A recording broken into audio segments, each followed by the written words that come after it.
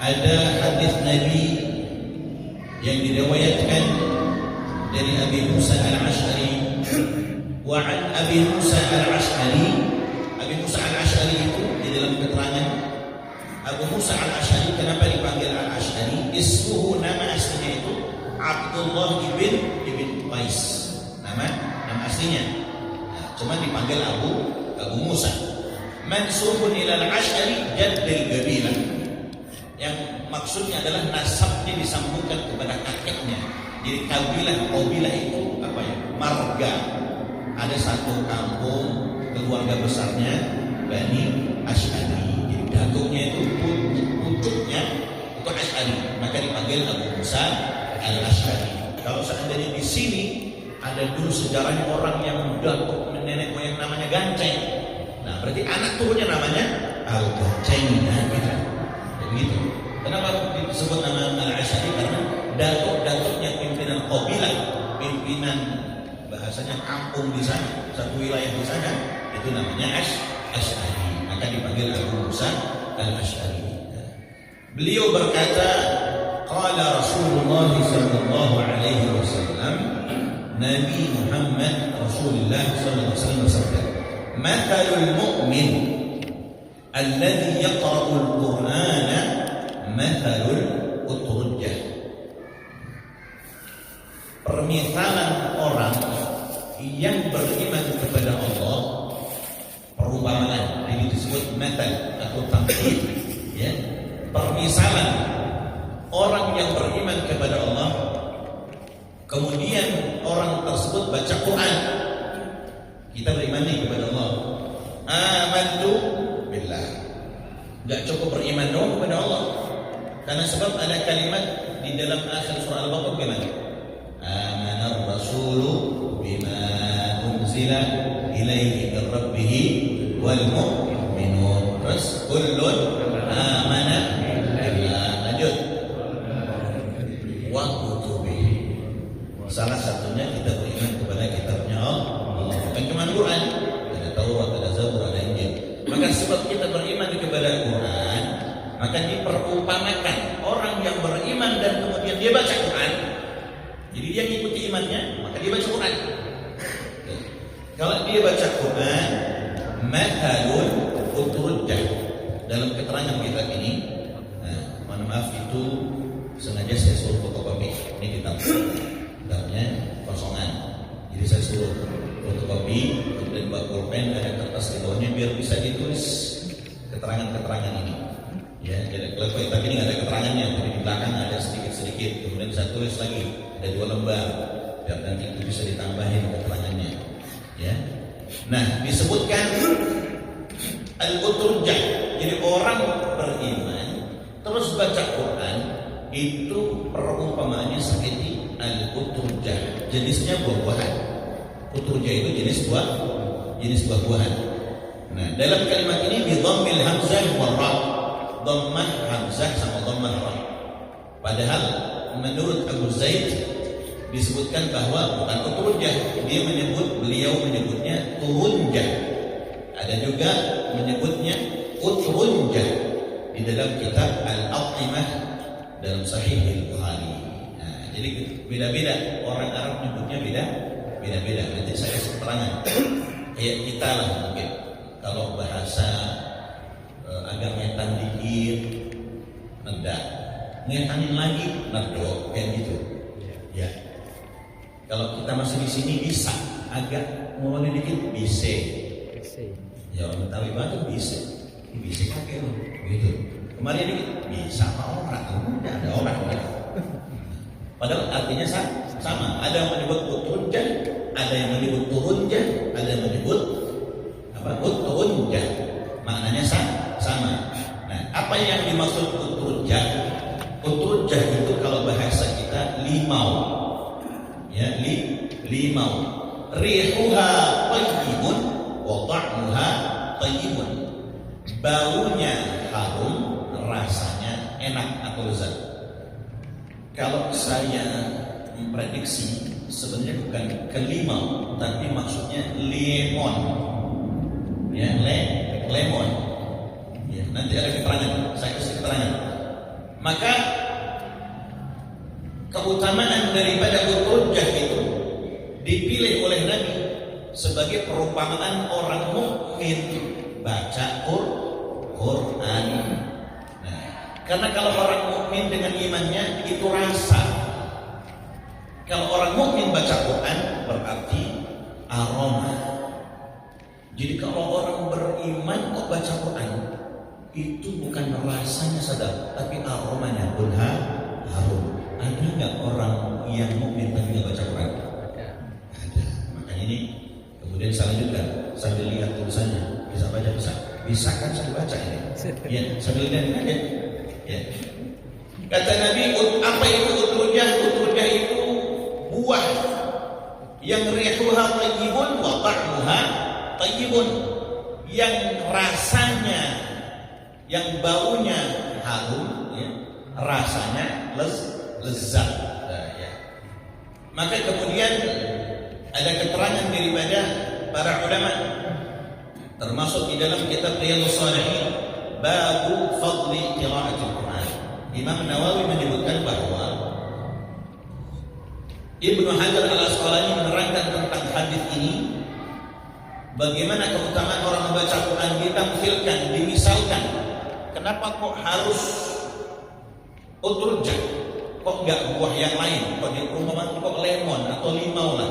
Kok enggak apel, enggak anggur, pisang, apa lagi? Durian kalau gitu. Ya, emang pada durian semua? Kakak yakin saya. Kakak ada. Pasti ada. Ya, durian mah ada. Kemudian karena sebab utrujah itu buahnya atau kulitnya bisa menjadi obat. Jadi kulitnya lemon itu bisa jadi obat. Ya, dan sudah banyak yang diekstrak. Betul. Kemudian bijinya bisa menjadi minyak dalam berbagai ragam manfaat. Itu kata Ibnu Hajar Al-Asqalani. Kemudian keterangan yang lain, buah utrujah atau sebangsa melon, kalau saya lebih mengarah ke apa namanya itu, utrujah itu bangsanya jeruk kira-kira gitu. Ya, marga jeruk deh. Ya. Itu jin, bangsa jin tidak akan masuk ke dalam rumah kalau di dalam rumah tersebut ada utrujah. Ya, nanti saya terangin terus, insya Allah jam 12 selesai.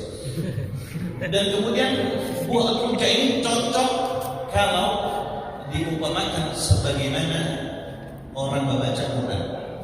Jadi orang kalau sedang baca Quran, dalam keterangan hadis sahih, jangan jadikan Quran la taj'alu buyutakum maqabir. Jangan jadikan rumahmu seperti kuburan. Falyaqra surat Al-Baqarah. Maka baca surah Al-Baqarah. Ya fa inna syaitan yanfiru min al-buyut. Karena sebab syaitan itu lari berbirit-birit tunggang-langgang dari rumah kalau di dalam rumah dibacakan surah Al-Baqarah. Berarti kan baca Quran. Intinya kan baca Quran. Misalnya saya kalau baca Quran dan surah Al-Baqarah kayak yang tadi disampaikan kayaknya susah dan soalnya banyak banget. 2,5 juta berarti berapa? 25 lembar. Boro-boro kita. Kalau balik mundur sudah ada kuat kan itu ya. Oke 12 itu. Ngaji 25 lembar. Kalau nggak sanggup ya udah baca potongan-potongan yang biasa kita tahlil. 5 ayat pertama surah Al-Baqarah dari Alif Lam Mim sampai ulaika humul muflihun. Al-Baqarah tuh. Terus ambil lagi wa ilahukum sampai Rahmanur Rahim. Habis dah. Berarti 6 ayat dah. Tambah lagi ayat kursi awal juz 3. Wa huwal aliyyul azim. Habis ayat kursi. Tambah lagi 3 dari amanah Rasul sampai fansurna al-qawmil kafirin. Ambil potongan Al-Baqarah. Dirutinin tiap malam. Bisa begitu. Minimal kita baca Quran biar kayak lemon, baunya harum, rasanya sedap atau lezat. Nah, kemudian Syekh Al-Mubarak Furi memberikan keterangan utrujah itu kenapa dikhususkan sama Nabi untuk menggambarkan permisalan orang beriman kok baca Quran kayak utrujah. Karena utrujah itu buah yang paling bagus, warnanya bagus, ya, rasanya bagus, aromanya bagus, bentuknya bagus, dan dapat ditemukan di segala penjuru alam, banyak di mana-mana. Kemudian ada keterangan juga Syekh Azim Ubaid, utrujah itu gambarannya, permisalannya dari kumpulan rasa sekaligus aroma. Rasa, aroma. Ada buah, rasanya mantap, tapi aromanya gak asik.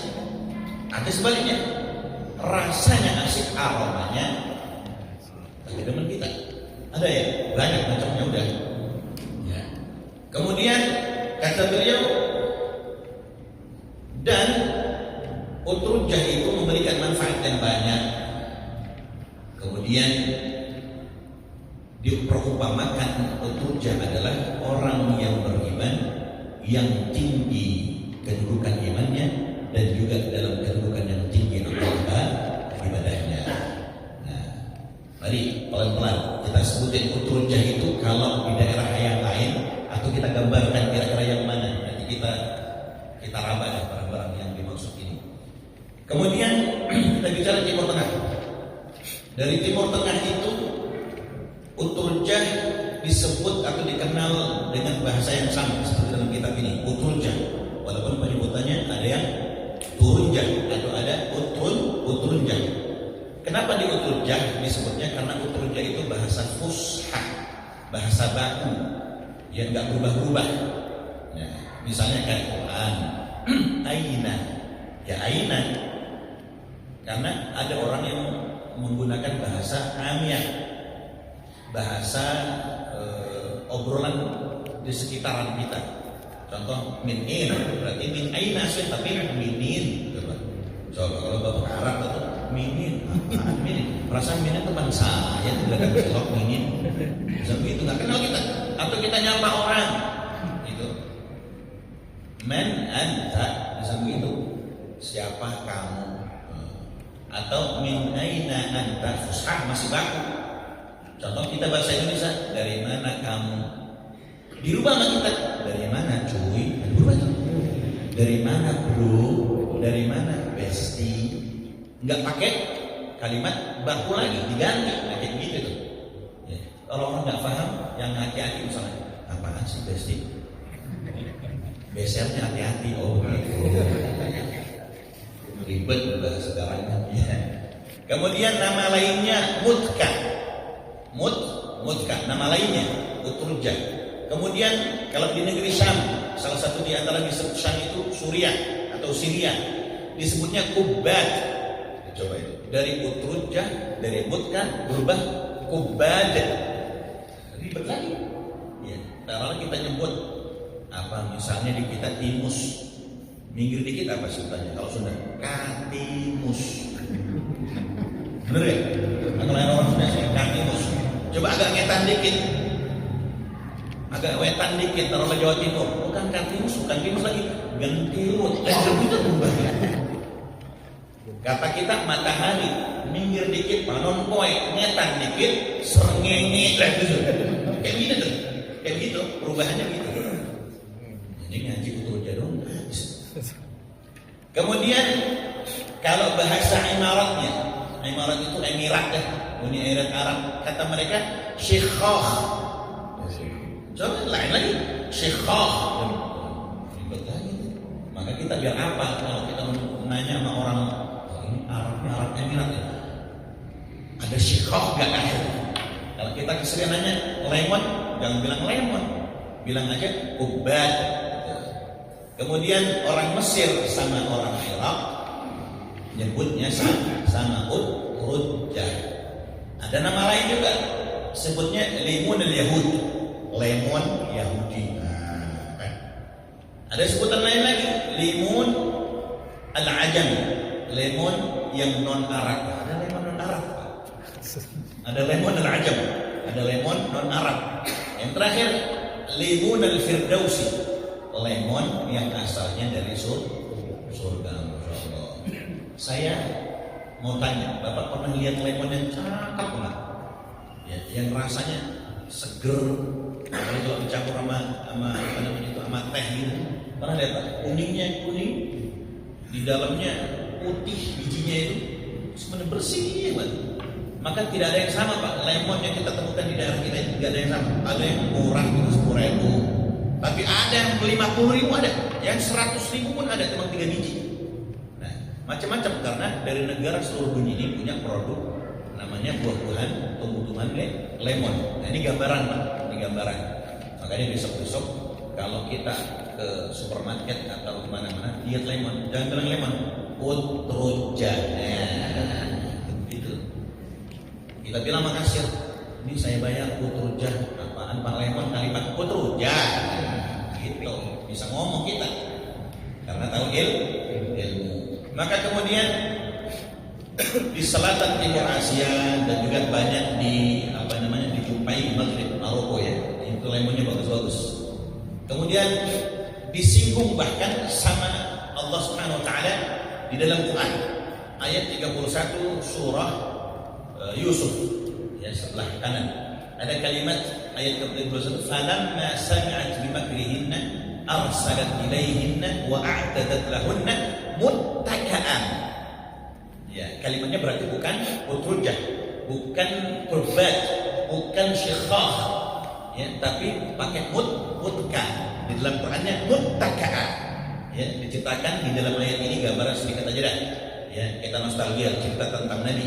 Saat itu Zulaikha dengan perempuan-perempuan bangsawan Mesir ngumpulin ngundang. Ente mau saya kenalin nggak dengan laki-laki yang masya Allah gitu. Ya, laki-laki siapa sih? Gitu kan ya. Kemudian dalam ayat ini singkatnya falamma ra'aynahu akbarnahu wa qatta'na aydiyahunna wa kunna hasya lillahi ma hadha bashara in hadha illa malakun karim. Maka ketika keluar itu Nabi Yusuf dan dilihat oleh perempuan-perempuan bangsawan Mesir yang diundang sama Zulaikha, karena Zulaikha disuruh megang lemon mutka namanya kalau bahasa tadi ya, atau muttaka'an, wa atat kulla wahidatin minhunna sikina, beri megang pisau ya, megang lemon, megang pisau, masih konsentrasi ya. Lemonnya pas keluar model ya taruhlah kayak Mas Iqbal keluar, wah tersepona apa Pak? Tersepona baru ya, terpesona gitu. Lah yang diiris bukan lemon, apa? Tangan. Wa qatta'na aydiyahunna. Saking masya Allah kehidupannya laki-laki gitu ya. Jadi bahasa Quran muttaka'an berarti lemon, bahasanya mutka. Baik. Nah, maka sebab inilah maka saking hebatnya utrujah itu diperumpamakan oleh Nabi karena luar biasanya yang namanya utrujah, perbandingan orang yang beriman beriman kok baca Quran itu kayak utulja. Lalu kemudian lanjut kita baca wa mathalul mu'min alladzi la yaqra'ul Qur'an mathalut tamrah la riha laha wa ta'muha hulwun. Maka orang beriman kok enggak baca Quran itu kayak apa Pak? Tamar, kurma. Baunya ada enggak? Baunya ada. Tapi rasanya ada? Ada. Ya, ada sukari manis, ya, ada ajwa manis, ada ambari manis. Pokoknya kurma manis, nggak ada baunya. Jangan sampai salah naruh. Kalau salah naruh kita di dapur salah naruh, tahu bukan kurma kecoa. Baik-baik. Apalagi habis bocah, lagi nyengget apa namanya itu jamblang ditaruh, ada satu yang mau kurma salah makan. Dan kurma tadi jamblang. Baik. Maka orang yang beriman kok nggak mau ngaji berarti kayak kurma, nggak ada baunya tapi manis. Ya, maka mudah-mudahan kita termasuk golongan yang pertama, ya beriman, ya baca Quran. Kemudian yang kedua, kalau tadi pengelompokan orang yang beriman, maka berikutnya pengelompokan orang yang munafik.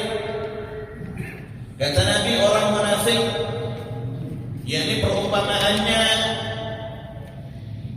wa mathalul munafiqi alladhi yaqra'ul Qur'ana mathalur rayhanah rihuha thayyibun wa ta'muha murrun. Kalau orang munafik dia baca Quran itu seperti rayhanah. Rayhanah itu jenis sayur-sayuran, jenisnya sayur-sayuran, kemangi, ya, kemangi, mawar, terus apa lagi? Melati. Baunya ada nggak bau? Ada. Rasanya?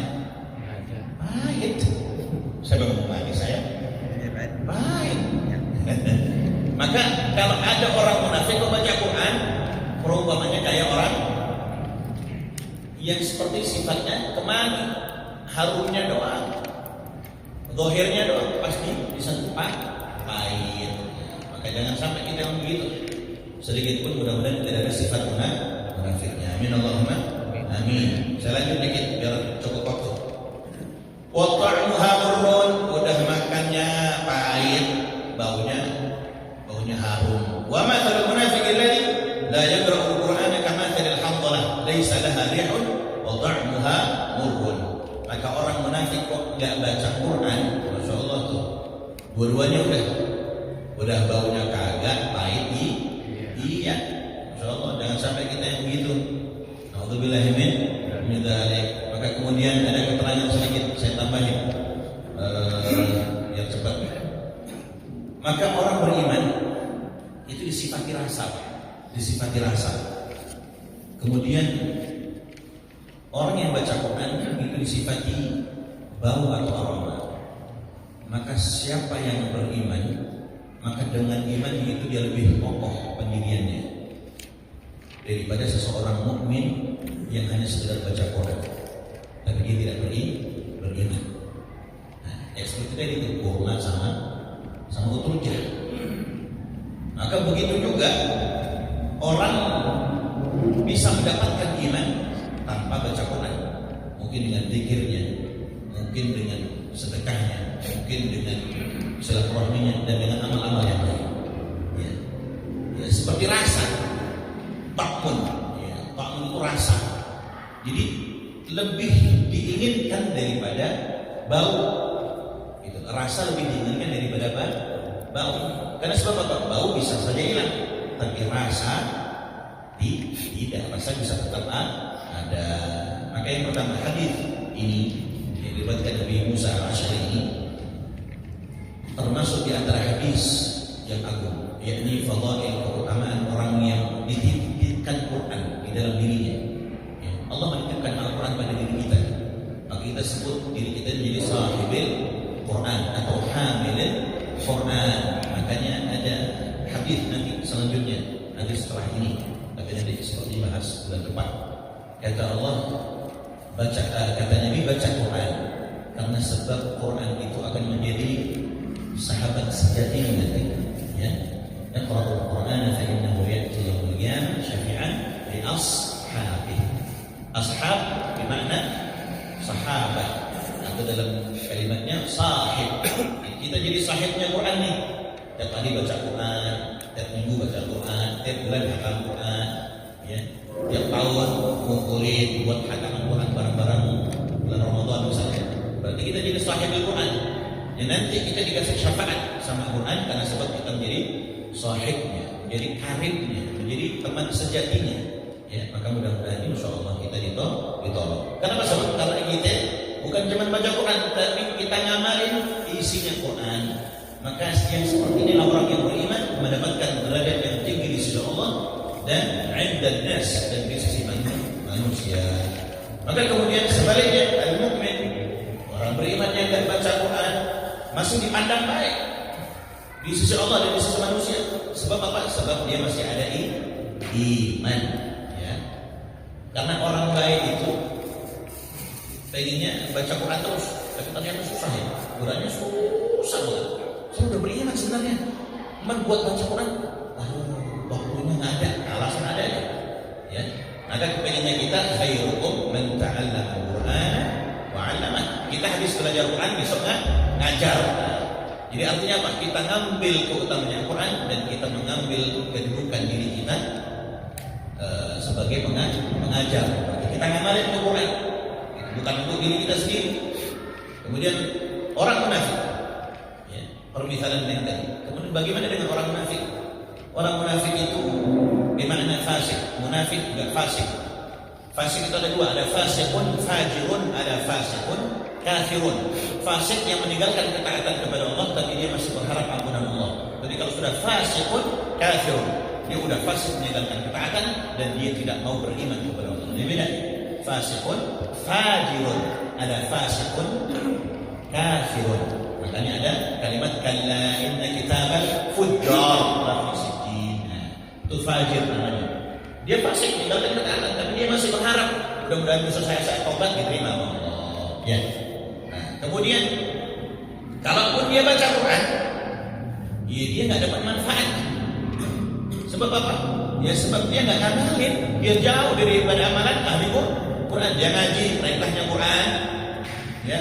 Apa perintahnya Quran misalnya? Aqimus shalah wa atuz zakat misalnya. Wa lam yakhsha illa Allah fa hasabu dzalika yakun minal muhtadin misalnya.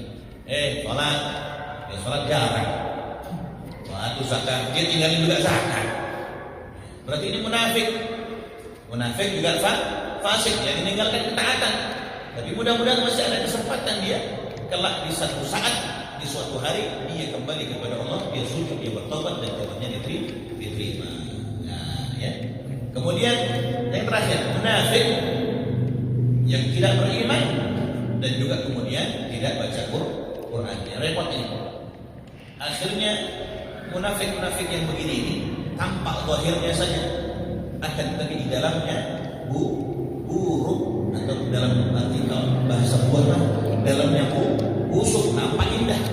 Kadang kan kita lihat durian gitu, tampilannya durian montok, masya Allah, cakep banget ya. Pas dibuka, dibongkar, dibelek, ya, montok. Kalau masih kita tulis ini, montok, banyak belatungnya. Ya. Apalagi ketika betul-betul dia sudah tidak baca Quran, maka kejelekannya zahir batin, masya Allah.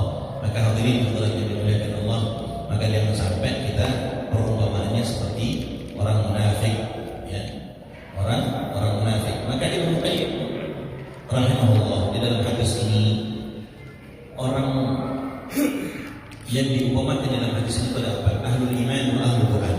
Haula ahsan an-nas wa afdal an-nas. Orang yang menjadi ahlul iman wa ahlul Quran, dia beriman, dia masya Allah dengan Quran, perhatian khusus, maka dia adalah sebaik-baik manusia. Maka mudah-mudahan kita termasuk di antaranya. Amin Allahumma amin. Yang kedua ahlul iman, walakin dia ahli iman, dia beriman, tapi dia enggak baca Quran. Ya. Akan tetapi kedua-duanya ini termasuk minas su'ada, orang-orang yang bakal mendapatkan kebahagiaan di sisi Allah Subhanahu wa taala. Amin Allahumma amin. Kemudian ada yang ketiga, orang munafik atau fasik, dia dikasih Quran tapi Allah nggak ngasih dia iman. Ya?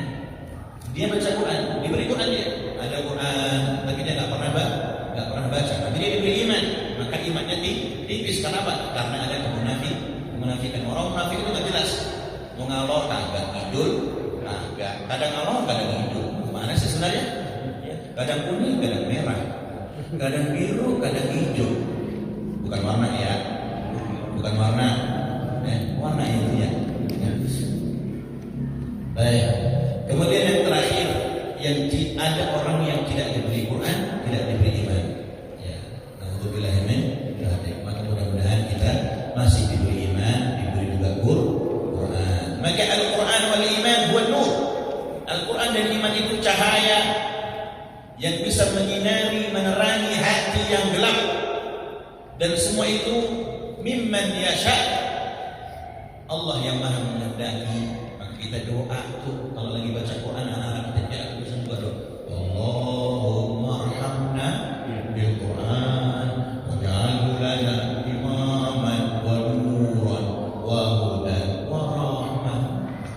Ya Allah, rahmati kami, sayangi kami dengan Quran. Jadikan Quran adalah pembimbing kami, imam kami. Ya, jadikan Quran cahaya penerang kehidupan kami. Jadikan Quran petunjuk kehidupan kami, ya Allah. Jadikan Quran bentuk ikatan kasih sayang di antara kami seorang hamba dan kepada Allah. Tuhan, anak kecil itu apa? Tapi kadang kita cuma apal bunyinya, apal lagunya doang, nggak pernah kita rasapi maknanya. Ya, maka Al-Quran wal iman adalah dasar al-hasanah di dunia wa hasanah fil akhirah. Quran dan iman adalah dasar kebahagiaan dan kunci kesuksesan seseorang baik di dunia dan akhirat. Bahkan ulumul Quran wal iman ulumul akram wal afdal. Ilmunya Quran dan ilmu iman adalah ilmu yang paling mulia dan ilmu yang paling utama. Mari kita ngaji Quran walaupun alif bata. Kalau zaman kecil saya dulu ngaji kaidahnya Baghdadi, ya. Kaidah Baghdadi a ibu a ibu dan seterusnya. Kalau sekarang banyak metode. Ada qiraati, ada iqra, ada nahdhiyah, ada al-baqi, ada ummi, macam-macam metode. Ya, kalau dulu kita ngaji metode kalau dari turutan, kalau bahasa Jawa kan dulu ya turutan. Itu. Kemudian baru naik Quran. Kemudian yang terakhir, saya teringat satu hadis, satu kalimat dari Al-Imam Hasan Al-Basri. Beliau pernah mengucapkan begini: Tafaqadul halal fi thalathati asya.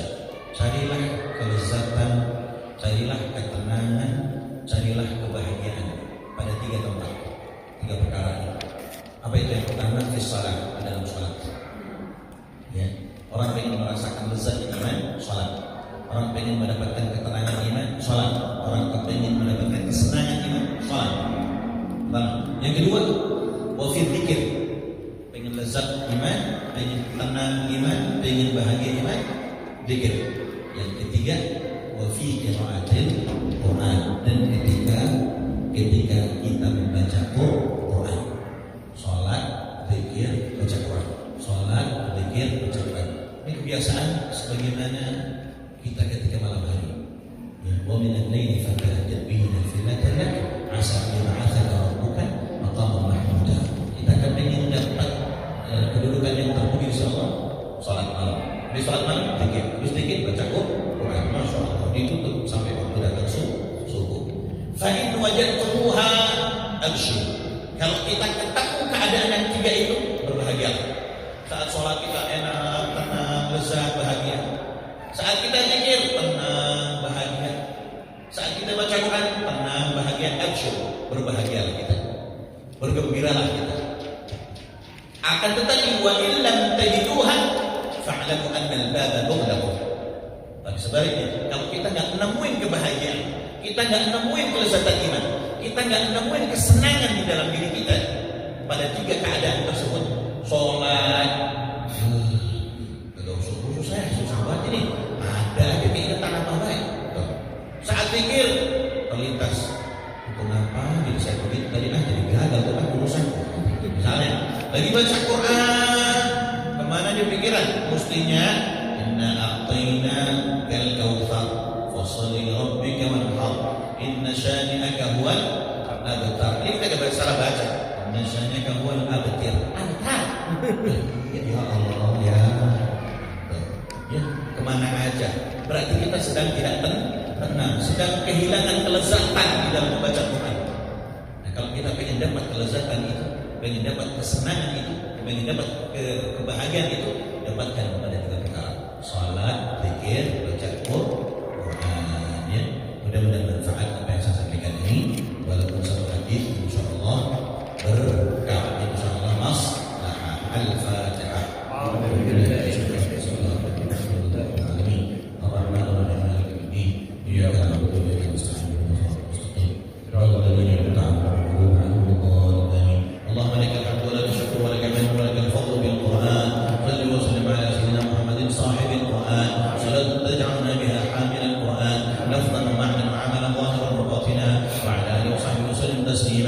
اللهم ربنا يا الله ارزقنا حب القرآن وفضل القرآن ونور القرآن وسكينة القرآن وشفاء